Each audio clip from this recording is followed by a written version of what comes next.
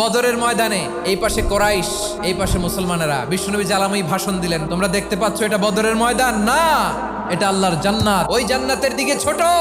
বিশ্বনবীর কথা শোনা মাত্র সাইয়েদনা উমাইর ইবনুল হুমাম বললেন বাখ বাখ, মানে চমৎকার।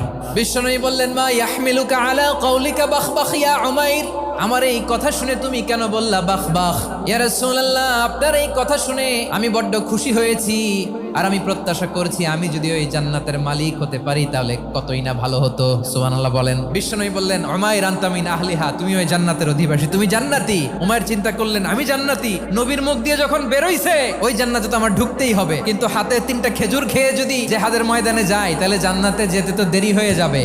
এই চিন্তা আসা মাত্রই খেজুর 3টাকে তিনি ছুঁড়ে মারলেন, তলোয়ার বের করে আল্লাহু আকবার বলে বদরের ময়দানে ঝাঁপিয়ে পড়লেন। আল্লাহর শত্রুদেরকে কচুকাটা করে এক পর্যায়ে শাহাদাতের সুধা পেয়ে নিজেও জান্নাতি হয়ে গেলেন। পড়েন সুবহানাল্লাহ।